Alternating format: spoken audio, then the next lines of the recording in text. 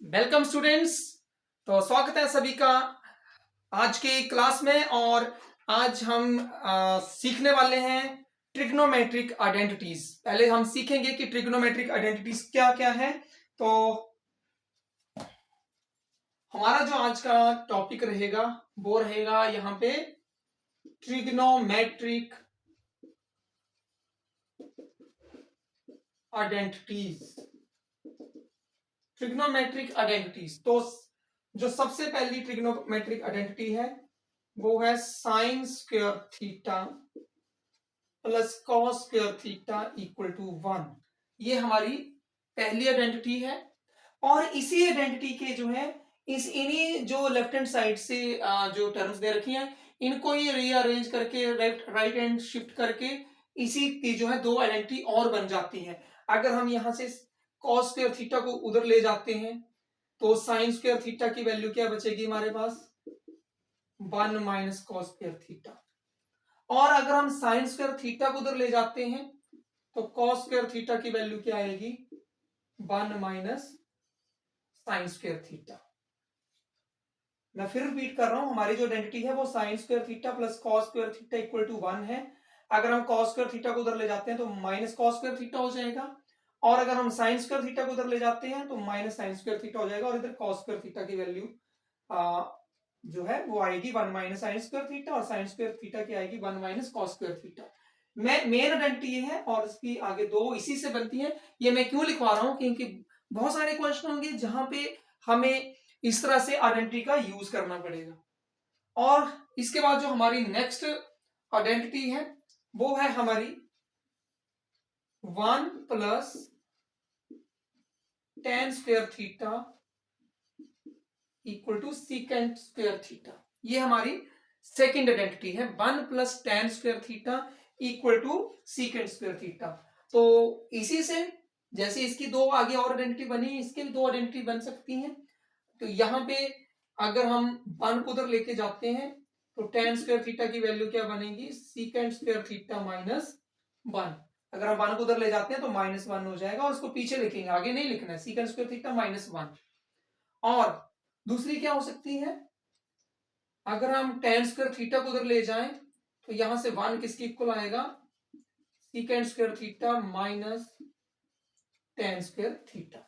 यहां से 1 की जो वैल्यू वो आएगी secant square theta minus ten square theta. तो ये हमारी सेकेंड आइडेंटिटीज है। और उसी के आगे उन्हीं को शिफ्ट करके हमने दो और रिजल्ट यहां से फाइंड आउट किए हैं। जो हमारी थर्ड जो है हमारे पास वो है 1 plus cot square theta equal to cosecant square theta. ये हमारी थर्ड आइडेंटिटी है, 1 plus cot square theta equal to cosecant square theta. तो इसी को इसको भी अरेंज करके हमारे पास आइडेंटिटी बन जाती है। देखिए अगर हम 1 को उधर लेके जाते हैं तो ये क्या बनेगा, कोसिकेंट स्क्वायर थीटा माइनस 1। 1 को उधर लेके गए माइनस 1 हो गया। अगर हम कॉट स्क्वायर थीटा को लेके जाते हैं तो इस आइडेंटिटी से 1 की वैल्यू क्या होगी, cosecant square theta minus cot square theta. तो ये हमारी तीन मेन आइडेंटिटीज हैं और यही उनके आगे सब पार्ट्स हैं। तो इनका बहुत ज्यादा यूज होने वाला है हमारा अभी नेक्स्ट एक्सरसाइज में। बहुत जो क्वेश्चन आएंगे आपको प्रूव दैट वाले क्वेश्चन, तो इनका यूज होने वाला है। और साथ ही साथ और क्या यूज होने वाला है, आपने ये रिजल्ट भी आगे जो है वो याद रखने हैं। Sine theta is equal to 1 upon cosecant theta और cosecant theta equal to 1 upon sine theta. इसको भी रिमेंबर रखना है। ये मैं रिपीट करवा रहा हूं, मैं पहले भी करवा चुका हूं फर्स्ट एक्सरसाइज में। Fifth, cos theta is equal to 1 upon sec theta और sec theta is equal to 1 upon cos theta. Remember रखना है आपने, इसीलिए मैं यहां पे आपको रिपीट करवा रहा हूं।